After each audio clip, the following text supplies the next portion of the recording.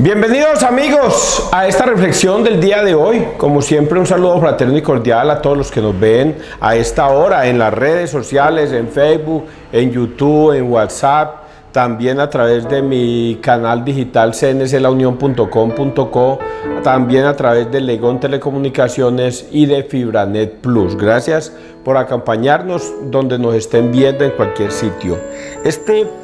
Esta sección que yo dedico a Dios, pues lo hago con todo el corazón del mundo para Dios.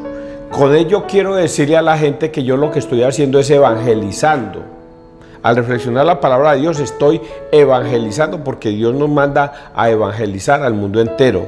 Yo decía en mis tiempos, pero yo a quién voy a evangelizar si ya todo el mundo conoce de Dios. Y cuando uno comienza a hablar con la gente, se da uno cuenta que mucha gente está perdida. Ayer hablaba con una dama y ella me decía, Cecitar, eso es mentiras que tenemos que confesarnos con un sacerdote. Eso no es sino uno interiormente decirse sus pecados y Dios que está en las alturas se lo perdona. Y yo decía, mi amor, ¿usted por qué piensa de esa manera? Usted debe pensar como está escrito en la Biblia. Si está escrito en la Biblia, eso que tú estás diciendo, eso es palabra de Dios y es la verdad y lo obedecemos. Pero si eso que tú estás diciendo no está escrito en la Biblia, nosotros tenemos que dejarnos guiar por lo que está escrito en la Biblia. Y no, terminó despachándome y diciéndome, no, César, usted haga un análisis profundo de su vida allá en su cuarto y eso es más que suficiente. Yo dije, Dios mío bendito, la gente está muy perdida y uno no sabe cómo sacarlos de su error, porque es que yo me enfrento a dos personajes terribles. Primero a Dios, que dice la palabra de Dios, Dios con D mayúscula les ha dado un poder engañoso para que crean en la mentira, a fin de que no sean salvos. Entonces es un personaje hermoso, pero al mismo terrible, porque si Dios les ha dado un poder engañoso, entonces ¿cómo hago yo para quitarles el error que está si ellos creen en la mentira?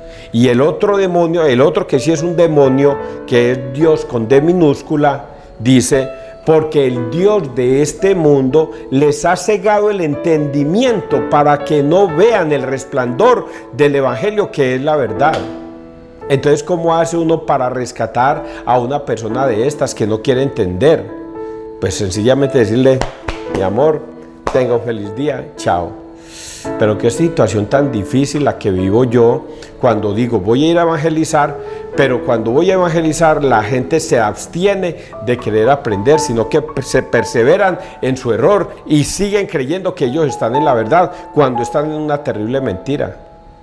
Pues bien, hoy vamos a leer la palabra de Dios, por eso casi que siempre me he dedicado solamente a transmitir la palabra de Dios y el Evangelio a través de esta cámara y ustedes que me siguen allá en sus hogares. Ojalá también le den compartir a este video a sus seres queridos, a su gente, a los que ustedes consideren que les debería llegar este mensaje. Vamos entonces a persignarnos en el nombre del Padre, del Hijo y del Espíritu Santo. Amén.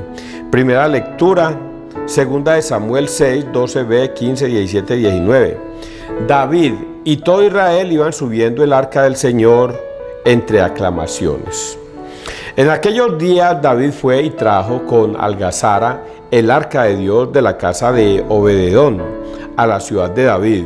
Cuando los portadores del arca del Señor avanzaban 6 pasos, se sacrificaba un toro y un animal cebado. David iba danzando ante el Señor con todas sus fuerzas, ceñido de un efod de lino. Él y toda la casa de Israel iban subiendo el arca del Señor entre aclamaciones, y al son de trompeta trajeron el arca del Señor y la instalaron en su lugar, en medio de la tienda que había desplegado David. David ofreció ante el Señor holocaustos y sacrificios de comunión. Cuando acabó de ofrecerlos, bendijo al pueblo en nombre del Señor del universo. Repartió a todo el pueblo, a la muchedumbre de Israel, hombres y mujeres, una torta de pan, un pastel de dátiles y un pastel de uvas pasas, tras lo cual todo el pueblo se fue cada uno a su casa. Palabra de Dios, te alabamos a ti, Señor Jesús. Este pasaje bíblico es el mejor testimonio que nosotros los católicos podemos brindarle a nuestros hermanos separados para darles a entender por qué en Semana Santa nosotros salimos a celebrar la Pascua, a celebrar todo esto que vivimos desde el día Domingo de Ramos. ¿Por qué cargamos imágenes? ¿Por qué las llevamos por el camino? Y todo esto lo hacemos para sencillamente demostrar que nosotros somos de la Iglesia de Cristo y que descendemos desde los tiempos de David, cuando David cargó el arca de la alianza y la llevó desde Ebedón desde este sitio hasta la ciudad de David. Y allí nosotros nos damos cuenta de que realmente estamos en la iglesia de Dios. Pero los hermanos separados, confundidos por un pastor mentiroso, les ha hecho creer que eso es idolatría, que nosotros cargamos ídolos y los sacamos a pasear por todo el pueblo porque estamos idolatrando dioses. Y los hermanos separados, pobres de intelecto, pobres, muy pobres de fe, se dejaron creer semejante estupidez, semejante mentira. Ahora ellos, como loros, repiten lo mismo que el pastor les indujo a que repitieran, que nosotros los católicos somos idólatras, cuando aquí David nos está demostrando que él danzó delante del arca de la alianza y que unos hombres cargaban las dos varas con el arca de la alianza por el camino. Y fuera de eso, una cosa más terrible para los hermanos separados: cada 6 pasos sacrificaban un toro y un cebado a Dios. Cada 6 pasos, 1, 2, 3, 4, 5, 6 toro cebado y un cebado, y mataban. Cada 6 pasos mataban para simplemente glorificar el nombre de Dios. Nosotros los católicos, que conservamos nuestras tradiciones y a nuestro Dios desde los principios de David, nosotros conservamos esas lindas tradiciones de salir con el Santísimo y predicar la palabra de Dios y bendecir y glorificar a Dios. Por eso el Salmo va a hacer continuidad de eso. Va a hacer continuidad. Salmo 23, 7, 8, 9, 10. ¿Quién es ese Rey de la gloria? Es el Señor. Portones, alzad los dinteles, que se alcen las puertas eternales, va a entrar el Rey de la gloria. ¿Quién es ese Rey de la gloria? El Señor, héroe valeroso, el Señor valeroso en la batalla. Portones, alzad los dinteles, que se alcen las puertas eternales, va a entrar el Rey de la gloria. ¿Quién es ese Rey de la gloria? El Señor, Dios del universo. Él es el Rey de la gloria. Más entendido para dónde, muchachos. Por eso yo les decía ayer y les he venido diciendo en varias ocasiones 2 cosas. Que la Biblia es palabra de Dios y que esa Biblia, que en este caso es mi celular porque aquí tengo la palabra de Dios, digo, esta Biblia es salvación para los que la escuchan y la obedecen, pero también es perdición para los que, escuchando la palabra de Dios, la tergiversean y se condenan. La misma palabra de Dios. Por eso algunos dicen, es que pertenecer a cualquier iglesia es lo mismo. Igual allá se alaba a Dios, allá se glorifica a Dios, allá se aleluya a Dios, allá también hay milagros, allá se cantan bonito, allá se danza. Pero la diferencia es en que los que lo hacen correctamente, como el rey David y los católicos, estamos ante la presencia de Dios. Pero los que lo hacen equivocadamente, que no obedecen a Dios, no lo hacen para su salvación, sino que lo están haciendo para su propia perdición, porque están alabando a un Dios que no es Dios. Están glorificando a un Dios que no es del Dios de David. Es otro Dios, porque no le obedecen a Dios. Y por eso a ellos les parece un escándalo en Semana Santa que salgamos en procesión con imágenes para glorificar a Dios en todas partes. Eso es una cosa terrible lo que yo les estoy diciendo para los que quieran escuchar. Y vamos a escuchar el Evangelio, Marcos 3, 31, 35. El que haga la voluntad de Dios, ese es mi hermano y mi hermana y mi madre. Eso no es lo que les acabo de decir. El que hace la voluntad de Dios, ese es mi hermano, mi madre y mi padre. La voluntad.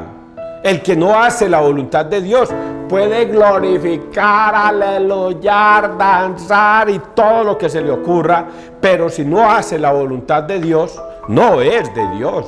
Y es la misma Biblia. No es de Dios. Y por eso acá este mensaje bíblico del Evangelio sí que va a causar inquietud en la comunidad y causa inquietud en los protestantes, porque afirman unas cosas que se las inventaron un pastor mentiroso, se las metió, se las inyectó en las venas a esos malos católicos protestantes y ahora ellos se creen semejante tontería. Dice aquí así: el que haga la voluntad de Dios, ese es mi hermano y mi hermana y mi madre. En aquel tiempo llegaron la madre de Jesús y sus hermanos, y desde fuera lo mandaron llamar. La gente que tenía sentada alrededor le dice: mira, tu madre y tus hermanos y tus hermanas están fuera y te buscan. Él les pregunta: ¿quiénes son mi madre y mis hermanos? Y mirando a los que estaban sentados alrededor dice: estos son mi madre y mis hermanos.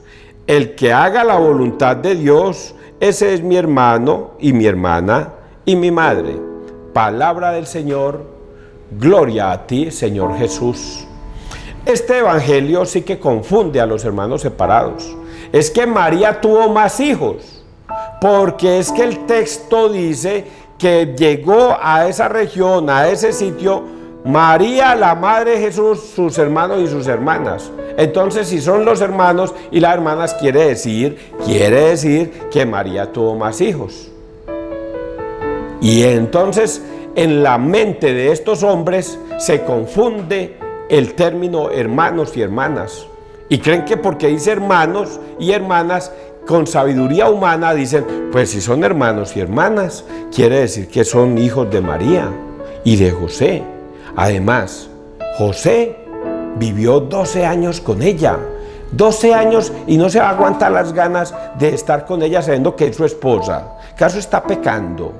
Y hacen una alusión psicológica de todo un contexto que ellos se imaginan en la vida real y dicen, no, pues si yo tuviera a mi esposo o a mi esposa y es mi esposa y estoy solo en mi casa, la casa sola, yo solo, pues evidentemente va a haber relaciones, hay deseos. ¿Sabes lo que hago? Estoy cometiendo pecado. Ella es mi esposa, yo me casé con ella, yo no estoy pecando. Y inmediatamente sabiduría humana les crea una confusión tal de que creen que esto es la verdad. Y es ahí donde se equivocan. Por eso es que uno debe dejarse guiar de otra persona. Debe dejarse guiar porque si usted lee la Biblia por su propia cuenta, puede caer en el error y no buscar su salvación, sino su propia condenación porque malinterpretó las palabras de Dios. Es este caso. Voy a irme a un pasaje bíblico cuando Jesús resucitó y María Magdalena sale al encuentro de él y Jesús le dice, no me cojas porque aún no he ido a mi Padre. Ve donde mis hermanos y diles que he resucitado. Y María salió corriendo a buscar a los hermanos de Jesús.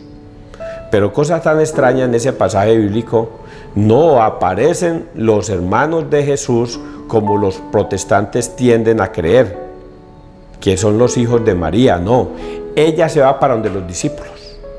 Los discípulos son los hermanos y las hermanas de Jesús. Y dile a ellos que suba a mi Padre, vuestro Padre, a mi Dios, vuestro Dios. Pues si Jesús está diciendo que sube al Padre, que es vuestro Padre, nos está queriendo decir que nosotros somos hermanos de Jesús. Porque nuestro Padre es Dios, y si somos hijos de Dios, somos hermanos de Jesús. Luego, ¿Jesús cómo nos trata? Como hermanos. Por eso, cuando María va y dice la Escritura, va con sus hermanos y sus hermanas, quiere decir que va con sus discípulos hacia Él y toda la gente que los acompaña. Porque en ese tiempo no se llamaba primos, primas, tíos, tías, todos eran hermanos y se manejaba eso.